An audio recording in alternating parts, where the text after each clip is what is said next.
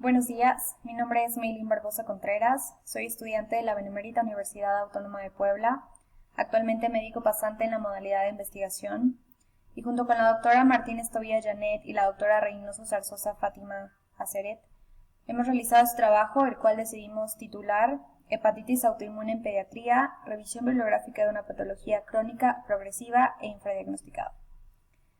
La razón por la cual nos vimos motivadas a realizar este trabajo es debido a que la hepatitis autoinmune es una enfermedad eminentemente pediátrica, con un aumento en la incidencia en los últimos años y lamentablemente infradiagnosticada, quizá por la falta de difusión de sus características.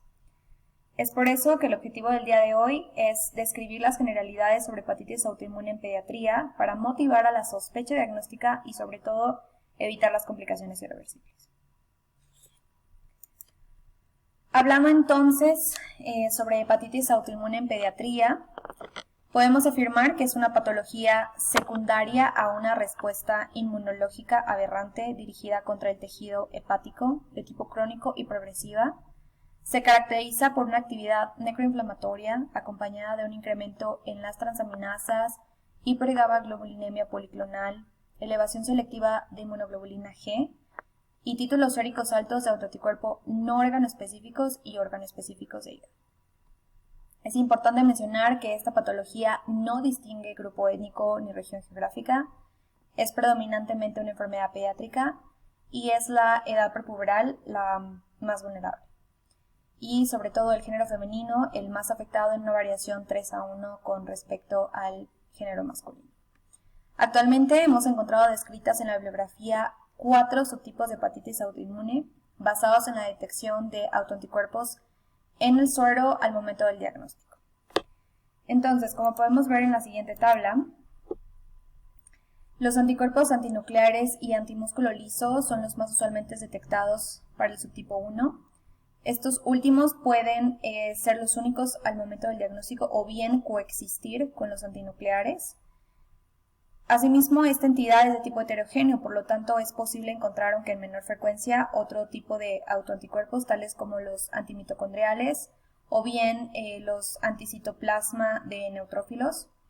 Esta entidad, títulos positivos definidos, mayor o igual a 1:20, una prevalencia del 40%, una incidencia 2:1, género femenino más afectado, y haplotipos de coincidencia, estos de aquí. En cuanto a lo que la entidad 2 respecta, son dos los autoanticuerpos que predominan, siendo los autoanticuerpos antimicrosoma de hígado y riñón tipo 1 y los anticuerpos anticitosol hepático. Títulos positivos definidos 1:10, prevalencia 80% y una incidencia del 9:1, siendo el género femenino el más afectado, haplotipos de coincidencia. En cuanto al tipo 3, se caracteriza por la presencia del antígeno soluble hepático, o también conocido antígeno hepatopancreático.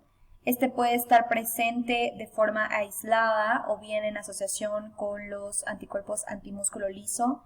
En el 50% de los pacientes que padecen esa entidad es muy común que coexistan.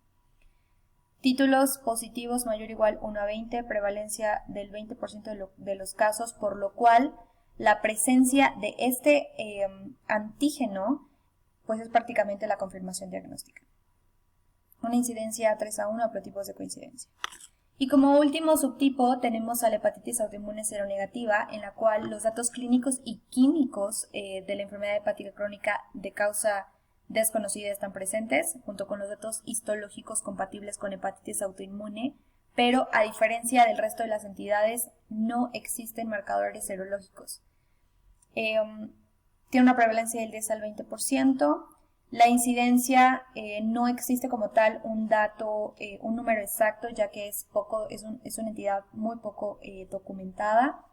Y a esta también se le ha denominado una entidad criptogénica, ya que aún no se ha encontrado un patrón genético al que pueda responsabilizarse sobre la etiología.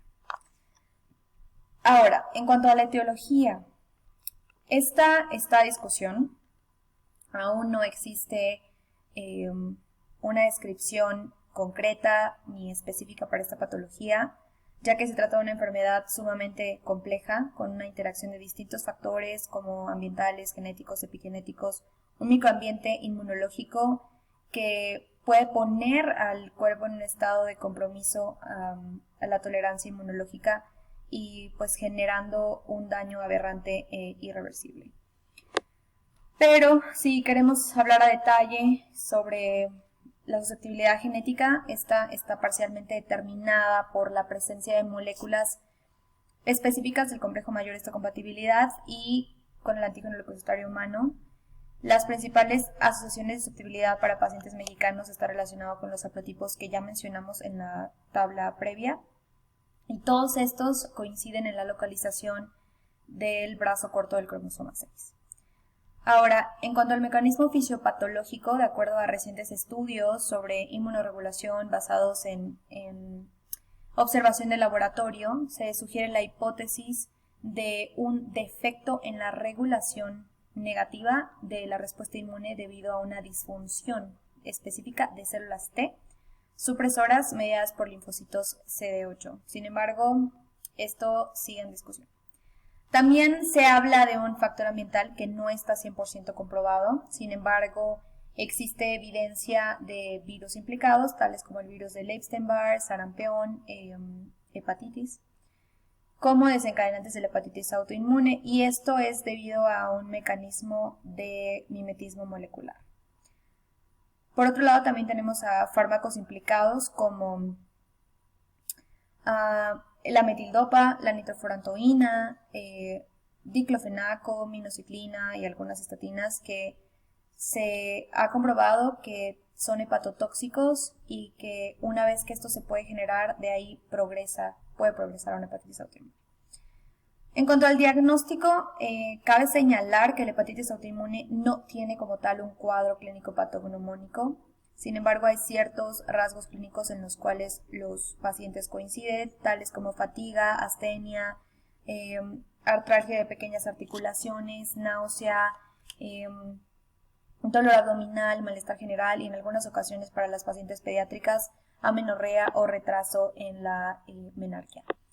A la exploración física, los hallazgos dependerán del estadio en el que encontremos a nuestros pacientes. En algunos se podrá observar una ictericia y una coluria evidente, en otros casos más avanzados se puede palpar hepatomegalia y esplenomegalia. En situaciones más graves, pues ya podemos debutar con datos de hipertensión portal, eritema palmar, ascitis, peritonitis o hasta un síndrome hepatopulmonar.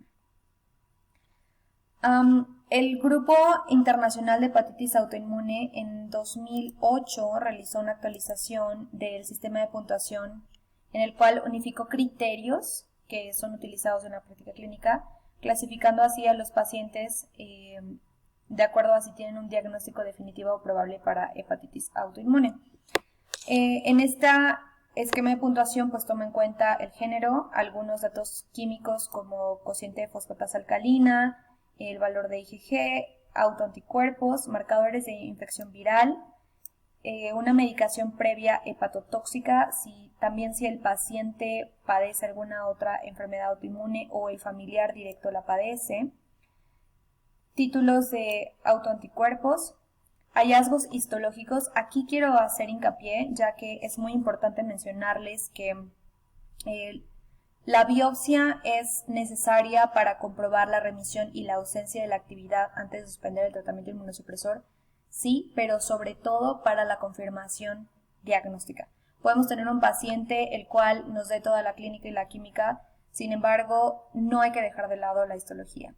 Dentro de los hallazgos histológicos que podemos encontrar es una hepatitis de interfase, la cual se describe como un infiltrado inflamatorio que sobrepasa el límite entre el espacio porte y el lobulillo hepático con erosión de la misma y la destrucción de hepatocitos lobulillares.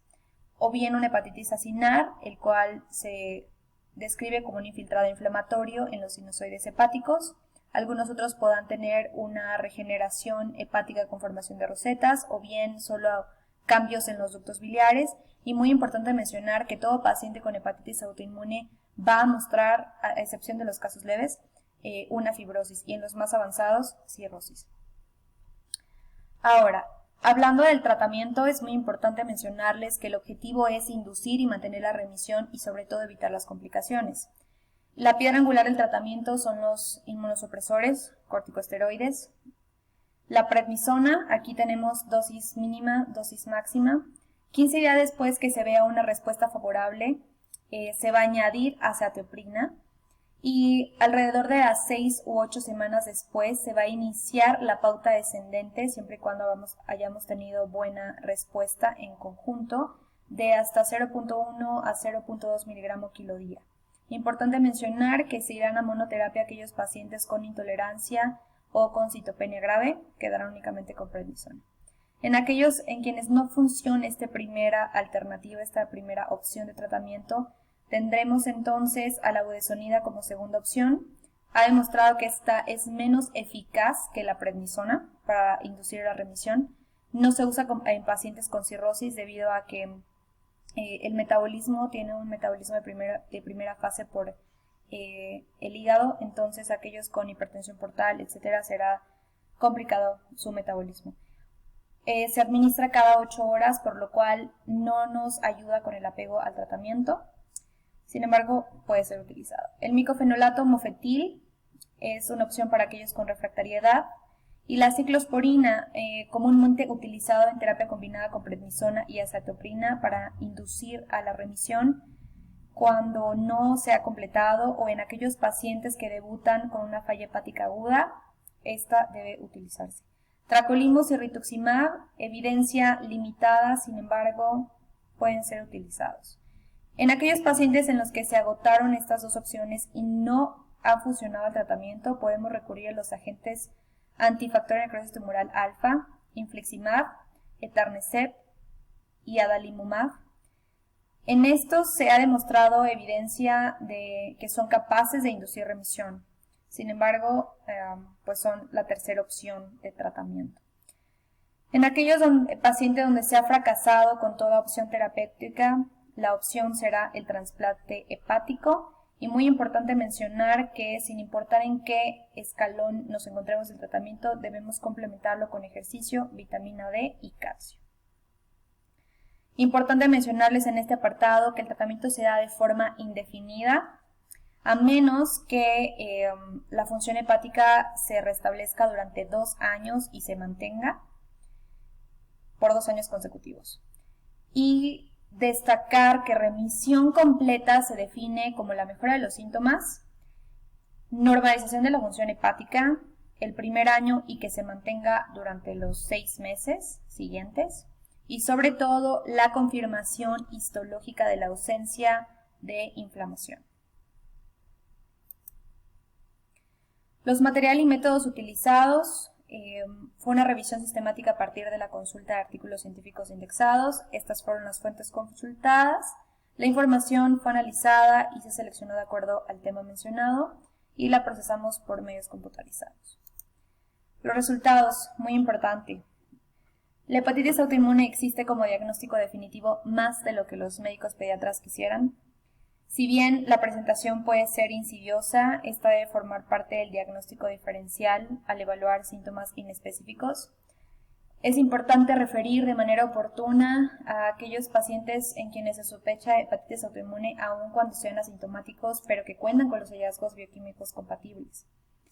El tratamiento temprano evitará la progresión de la enfermedad, el desarrollo de las complicaciones y sobre todo mejorará la supervivencia de los pacientes. Como discusión, ya vimos que el 40% de los pacientes con hepatitis autoinmune tipo 1 y el 80% de los pacientes con el tipo 2 se diagnostican en la infancia, razón por la cual el conocimiento sobre esta patología cobra relevancia. Ahora sabemos que se debe sospechar esta patología cuando existe una evolución tórpida de las hepatitis virales u otras, pero sobre todo cuando hay una ausencia de alguna otra patología hepática. Y bueno, eso ha sido todo. Espero les ayude, les sea interesante nuestra investigación. Muchas gracias.